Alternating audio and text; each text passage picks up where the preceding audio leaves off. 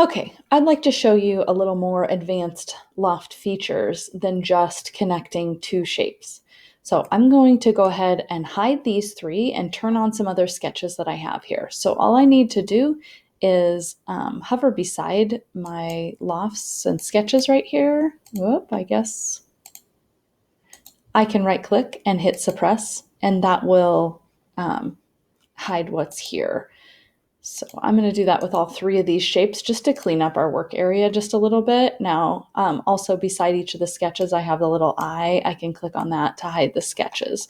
So I can just go ahead real quick and clean up my workspace so we can see just what we're focusing on for right now. So now that I have those things put away, I'm going to turn on another set of sketches that I created. So this is three sketches offset from each other and created on an angled plane. And I'm going to create my loft between my first two sketches first. So I just want the basic standard loft right here and click OK. All right, now I want to loft from this circle up to the rectangle right here. So I'm going to create a second loft just because it gives me a little more control of what's going on, and press that. Now, I really wasn't looking for a nice straight line. Instead, I'd really like that to curve. So I could choose to come in here and play with my tangencies and change my angles a little bit and see if I can get it to do what I want. But sometimes this is a little bit of a guessing game.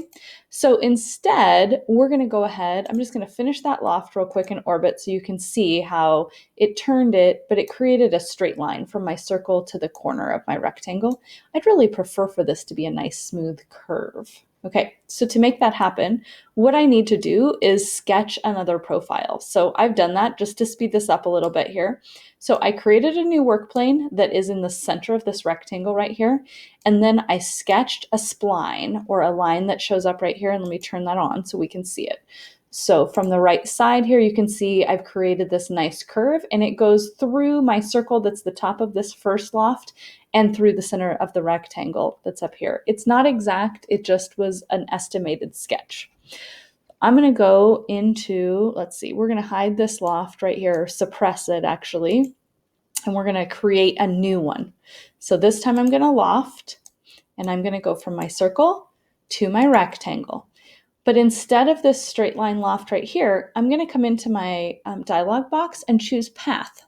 And when I do that, I can select an edge or a curve. So this curve that I've created in Sketch 10 can be the path of my loft. So as soon as I select that, see how it creates all of these intermediate sketches so that it can carry that shape from one to the other nice and smooth. So I'm going to finish and now orbit, and you can see how I have a much different shape going on by allowing it to follow along a path.